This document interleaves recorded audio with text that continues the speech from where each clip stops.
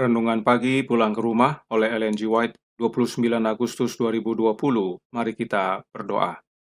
Bapa kami yang di sorga, Allah pencipta langit dan bumi, laut dan segala isinya, Allah yang maha besar, maha kuasa, sumber segalanya, yang kami sembah selalu melalui anak-Mu yang tunggal, Yesus Kristus. Terpujilah Yesus, anak Allah yang maha tinggi, satu-satunya penolong, pengantara, penghibur kami.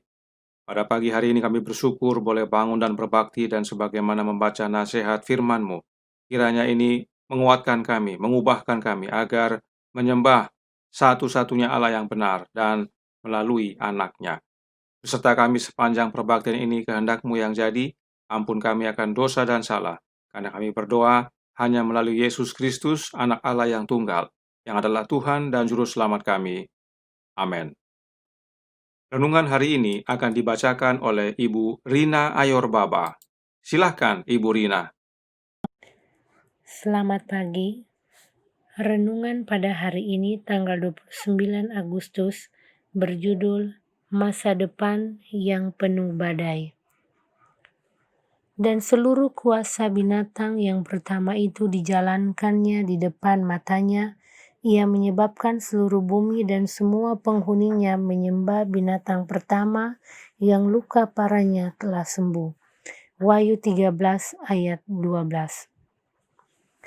Hayal Zakaria mengenai Yosua dan malaikat itu diterapkan dengan lebih tegas kepada pengalaman umat Allah pada penutupan hari pendamaian yang besar.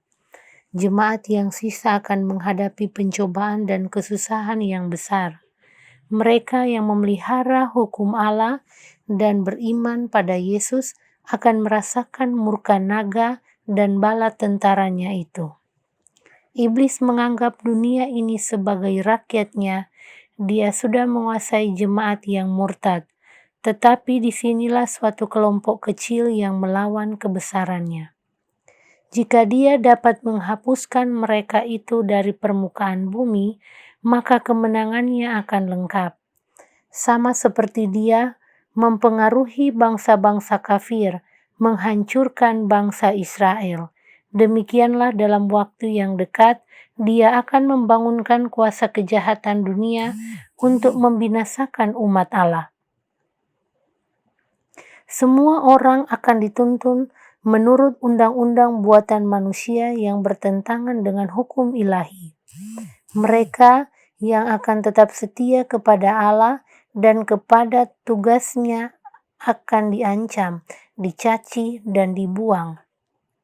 Mereka akan dihianati baik oleh orang tua maupun saudara-saudara dan oleh keluarga dan sahabatnya. Satu-satunya pengharapan mereka ialah pada rahmat Allah. Satu-satunya pertahanan mereka ialah doa. Sama seperti Yosua memohon di hadapan malaikat itu, demikianlah jemaat yang sisa dengan hati yang remuk dan iman yang tekun memohon keampunan dan kelepasan melalui Yesus Juru Selamat mereka. Mereka sungguh menyadari betapa jahatnya hidup mereka. Mereka melihat kelemahan dan ketidaklayakan mereka, dan sementara mereka memandang diri, mereka hampir putus harap. Penggoda itu siap menuduh mereka, sama seperti dia siap menuduh Yosua. Dia menunjukkan pakaiannya yang kotor, kelemahan tabiatnya. Dia menghadapkan kelemahan pada kesalahan mereka, dosa karena tidak bersyukur, keadaan yang tidak sama dengan Kristus yang sudah menghina penebus mereka itu. Dia berusaha menakut-nakuti manusia dengan perasaan bahwa keadaan mereka itu tidak dapat diharapkan lagi, bahwa kenajisan dosa mereka itu takkan pernah terhapuskan. Dia mengharapkan dengan jalan demikian akan merusak iman mereka sehingga mereka menyerah kepada pencobaannya, meninggalkan kesetiaannya terhadap Allah, lalu menerima tanda binatang itu. Iblis mempertahankan tuduhannya terhadap mereka itu di hadapan Allah, serta menyatakan bahwa mereka tidak berhak lagi mendapat lindungan Allah karena dosa mereka itu. Lalu, menuntun haknya untuk membinasakan mereka sebagai pelanggar. Dia mengatakan bahwa sama seperti dia dibuang dari surga, maka mereka itu patutlah tidak beroleh kemurahan Allah. Apakah mereka ini, katanya, orang-orang yang akan mengambil tempat saya di surga dan juga tempat malaikat yang menggabungkan diri dengan saya? Testimony for the Church jilid 5 halaman 472 dan 473. Terima kasih. Terima kasih atas penata layanan Ibu Rina. Tuhan Yesus memberkati. Saudaraku dalam Tuhan, dalam renungan hari ini ada disebutkan tentang suatu kelompok kecil yang melawan supremasi iblis. Apakah ciri-ciri mereka ini? Perhatikan yang renungan hari ini nyatakan dalam Pulang ke Rumah halaman 258 paragraf pertama. Mereka yang memelihara hukum Allah dan beriman kepada Yesus akan merasakan murka naga dan bala tentaranya itu. Mereka ini juga disebut umat yang sisa. Nah, pemahaman dalam kutipan ini diambil dari penjelasan dalam buku Wahyu. Wahyu 12 ayat 17 yang berkata, "Maka marahlah naga itu kepada perempuan itu lalu pergi memerangi keturunannya yang lain yang menuruti hukum-hukum Allah dan memiliki kesaksian Yesus." Baca juga Wahyu 14 ayat 12. Nah, dari ayat ini yang sering menjadi fokus adalah menuruti hukum Allah, dan salah satunya tentang hari Sabat. Dan kemudian kesaksian Yesus, yaitu tulisan Roh Nubuat, maka umat sisa ini adalah gereja Advent. Mari kita lihat baik-baik ayat tersebut. Pertama, sang naga marah kepada mereka yang menuruti hukum Allah, yaitu hukumnya Bapa, dan memiliki kesaksian Yesus yang adalah anak Allah. Ada berapa oknum? Ada 2. Nah, apakah bukti bahwa Allah yang dimaksud dalam ayat ini adalah Bapa? Kita buka Wahyu 1 ayat 6 yang berkata, "Dan yang telah membuat kita menjadi suatu kerajaan, menjadi imam-imam bagi Allah, Bapanya. Bagi dialah kemuliaan dan kuasa sampai selama-lamanya. Amin." Allah adalah Bapanya Yesus. Karenanya Allah itu adalah Allah Bapa. Kita kembali ke ayat tadi, Wahyu 12 ayat 17. Kedua, jika kita tidak menyembah oknum yang dinyatakan dalam buku Wahyu, yaitu Bapa dan Anak, apakah kita bisa disebut umat yang sisa? Tidak bisa. Istilah atau sebutan umat sisa tidak mengacu atau merujuk kepada sebuah denominasi. Umat sisa adalah sebutan atau istilah untuk sekelompok orang yang bukan karena menjadi anggota sebuah denominasi, tetapi melalui hubungan mereka dengan Bapa dan Anaknya. Nah, jika kita melihat gulungan kain, kain sisa adalah kain yang sudah dekat dengan batang gulungannya. Itu sebenarnya bukan sisa, tetapi itu adalah permulaan dari gulungan kain tersebut. Karena itu, umat sisa adalah sisa dari umat yang mula-mula. Nah, kapan jemaat mula-mula muncul? Setelah kenaikan Yesus pada hari Pentakosta. Nah, karenanya dari pemahaman ini bahwa umat sisa sebenarnya sisa dari permulaan, artinya penyembahan umat sisa sama dengan siapa yang disembah oleh jemaat mula-mula. Buku Wahyu berikan informasi singkat akan hal ini. Kita buka Wahyu 1 ayat 9 yang berkata, "Aku Yohanes, saudara dan sekutumu dalam kesusahan, dalam kerajaan dan dalam ketekunan menantikan Yesus, berada di pulau yang bernama Patmos oleh karena firman Allah dan kesaksian yang diberikan oleh Yesus." Pertanyaan, ada berapa oknum yang disebutkan dalam Wahyu 1 ayat 9 ini? Ada 2 oknum, yaitu Allah yang adalah Allah Bapa dan Yesus yang adalah Anaknya. Mari kita sandingkan kedua ayat ini supaya jelas. Dalam sebuah tabel singkat berikut ini, yang sebelah kiri adalah gambaran umat mula-mula yang diwakili oleh Yohanes, dan yang sebelah kanan adalah gambaran tentang umat sisa. Umat sisa sama dengan umat mula-mula. Kenapa Yohanes mewakili umat mula-mula? Karena dia adalah bagian dari umat yang pertama sebagai rasul.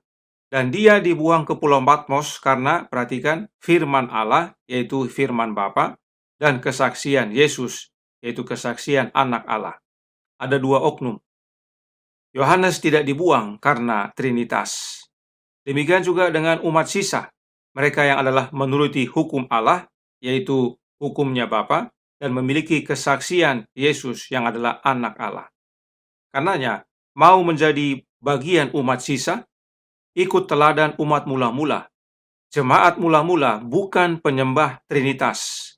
Umat mula-mula mempunyai penyembahan yang sama dengan yang di surga, yaitu menyembah Bapa dan anaknya. Tidak ada yang lain.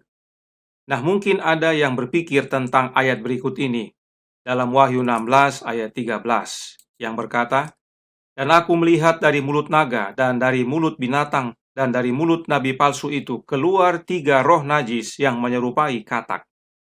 Ayat ini digunakan menjadi dasar adanya trinitas palsu dari setan. Dan melalui ayat ini ada yang menggunakannya untuk membuktikan adanya trinitas yang benar. Intinya, setan punya tandingan dari yang Allah punya. Pernah dengar konsep ini? Saya yakin banyak umat Advent yang pernah mendengar penjelasan seperti ini.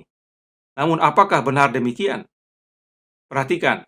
Pertama, jika gereja Advent yang sekarang ini menggunakan ayat ini sebagai bukti adanya Trinitas, maka gereja sebenarnya sudah kehabisan bukti. Kenapa? Karena kita tidak bisa menggunakan kesalahan untuk membuktikan kebenaran. Kita tidak dapat menyimpulkan suatu kebenaran dengan melihat kepada kesalahan. Jika ini yang kita lakukan, kita bisa mendapat pemahaman yang salah. Kita tidak bisa melihat kesalahan, lalu berpikir bahwa kebenaran pasti kebalikan dari kesalahan. Perhatikan, kita perlu bukti-bukti yang benar untuk membuktikan kebenaran. Ini sangat penting umat-umat pahami. Benar bahwa setan punya upaya menipu dengan memberikan yang palsu. Contoh, hari Minggu sebagai tandingan hari Sabat. Tapi ada juga kepalsuan yang tidak ada tandingannya. Contoh, purgatori. Apakah ada tandingan kebenaran dari purgatori? Tidak ada. Jadi ingat, kita tidak bisa gunakan suatu kesalahan untuk membuktikan suatu kebenaran. Karenanya, apa maksud ayat ini jika memang bukan tentang Trinitas? Perhatikan, meski ada 3 yang disebut, naga, binatang, dan nabi palsu, tetapi mereka bukan satu kesatuan, 3 in 1. Tidak ada disebutkan bahwa mereka adalah satu kesatuan. Dan jika kita baca Wahyu 13, dari ketiga hal yang disebut dalam ayat ini, hanya naga dan binatang yang disembah. Nabi palsu tidak disembah. Karenanya, apa maksud ayat ini?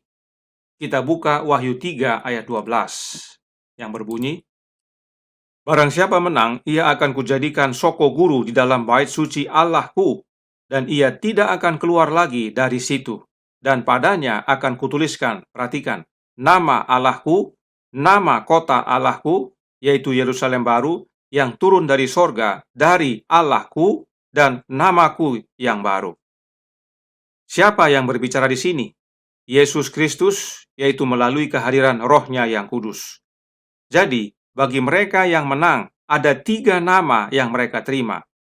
Nama Allah Bapa, yang Yesus sebut Allahku, nama anak Allah, dan nama kota Allah. Apakah ini Trinitas? Tentu tidak. Nah, ada sebutan lain bagi Yerusalem baru dalam buku Wahyu, yaitu pengantin wanita atau perempuan. Lihat Wahyu 21 ayat 2. Perempuan adalah gambaran tentang umat Allah, dan dari umat Allah muncul nabi-nabinya. Bisa lihat Wahyu 16 ayat 13 adalah tandingan dari ayat ini, yang menyatakan tentang Allah yang benar, anak yang benar, dan nabi yang benar. Dan ingat, hanya 2 yang disembah, yaitu Allah Bapa dan anaknya.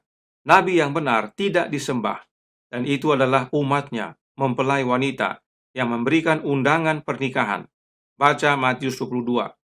Nabi yang benar adalah hamba-hamba yang memanggil orang-orang yang telah diundang, orang Israel, yang kemudian menolak, dan akhirnya yang tidak diundang yang dipanggil.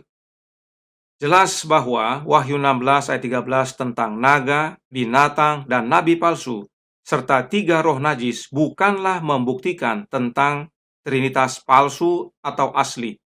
Wahyu 16 ayat 13 adalah untuk menandingi Wahyu 3 ayat 12.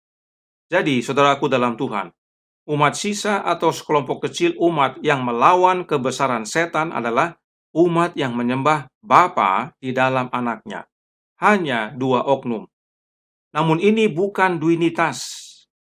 Lalu kenapa anak Allah disembah juga? Karena kedua ayat ini berkata, Matius 28 ayat 18, Yesus mendekati mereka dan berkata, "Kepadaku telah diberikan segala kuasa di sorga dan di bumi." Filipi 2 ayat 9-11, itulah sebabnya Allah sangat meninggikan dia dan mengaruniakan kepadanya nama di atas segala nama, supaya dalam nama Yesus bertekuk lutut segala yang ada di langit dan yang ada di atas bumi dan yang ada di bawah bumi, dan segala lidah mengaku Yesus Kristus adalah Tuhan bagi kemuliaan Allah Bapa. Jadi, memuliakan Yesus adalah untuk kemuliaan Bapa. Sebab tidak ada seorang pun datang kepada Bapa kalau tidak melalui Yesus. Yohanes 14 ayat 6.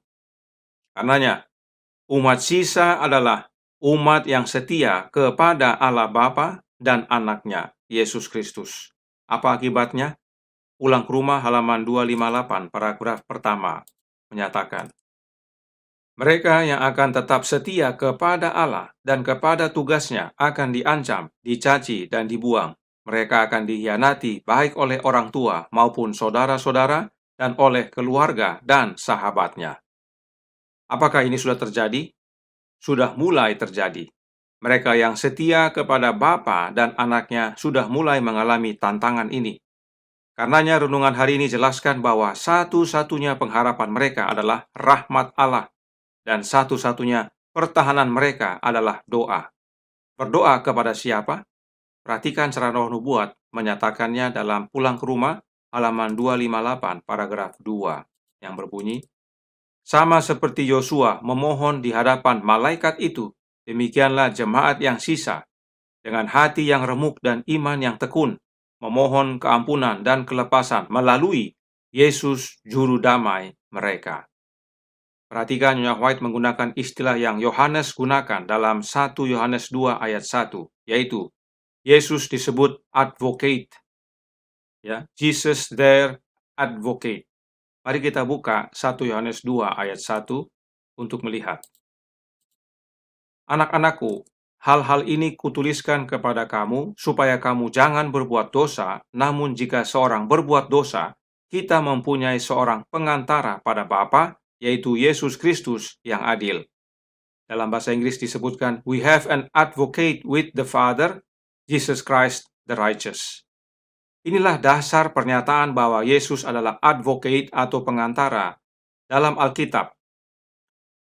Jadi, umat sisa berdoa kepada advocate yang adil, yaitu Yesus Kristus. Apakah yang penting kita pahami dari hal ini? Hal yang penting kita pahami adalah bahwa, perhatikan ayat-ayat berikut ini yang menyatakan tentang penghibur dan penolong yang lain. Yohanes 14 ayat 16 menyatakan tentang penolong yang lain. Yohanes 14 ayat 26 menyatakan tentang penghibur, yaitu Roh Kudus.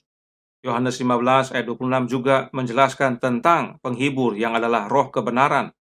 Yohanes 16 ayat 7 juga menjanjikan tentang penghibur. Dan 1 Yohanes 2 ayat 1, ayat yang baru kita baca, menyatakan tentang seorang pengantara atau advocate, yaitu Yesus Kristus yang adil kepada Bapa. Semua kata yang ditandai kuning, yaitu penolong yang lain, penghibur, dan pengantara atau advocate, diterjemahkan dari kata parakletos yang sama. Siapakah parakletos menurut Yohanes? Yesus Kristus. Hanya satu parakletos yang Yohanes kabarkan, dan dia adalah anak tunggal Bapa, Yesus Kristus. Jadi jelas bahwa pada saat Yesus berkata, mengirimkan penolong yang lain, dia sedang berbicara tentang dirinya sendiri yang hadir melalui kehadiran Roh-Nya yang kudus. Itu sebabnya Yesus berkata, "Aku tidak akan meninggalkan kamu sebagai yatim piatu. Aku datang kembali kepadamu." Yohanes 14 ayat 18. Yesus kembali melalui kehadiran Roh-Nya, Roh Kristus atau Sang Penghibur atau Parakletos. Jadi umat yang sisa berdoa kepada satu-satunya pengantara, yaitu Yesus Kristus, dengan menerima kehadiran Roh-Nya yang kudus, Roh Kristus. Karena itu, saat badai datang, saat setan takut-takuti kita, tuduh-tuduh kita, menyatakan kelemahan kita, menyatakan kita tidak ada harap, ingat bahwa kita punya Parakletos yang adil, yaitu Yesus Kristus. Bersama Yesus kita beroleh kemenangan, sebab Yesus telah kalahkan setan dan kerajaan mautnya. Ibrani 2 ayat 14. Tuhan memberkati, saya bawa dalam nama Yesus. Amin. Mari kita berdoa. Bapa kami yang di sorga, Allah pencipta langit dan bumi, laut dan segala isinya, Allah yang maha besar, maha kuasa, sumber segalanya, yang kami sembah selalu melalui anak-Mu yang tunggal, Yesus Kristus. Terima kasih atas nasihat yang sangat menguatkan ini. Bila mana kami menghadapi masa depan yang penuh badai, kami harus ingat ada satu penolong, penghibur, pengantara kami, yaitu Yesus Kristus, Parakletos kami yang adil kepada Bapa. Karenanya, tolong kami ya Bapa, hadirkanlah roh anak-Mu dalam hidup ini. Kehendak-Mu yang jadi, ampun kami akan dosa dan salah, karena kami berdoa hanya melalui anak Allah yang tunggal, Yesus Kristus yang adalah Tuhan dan Juru Selamat kami. Amin.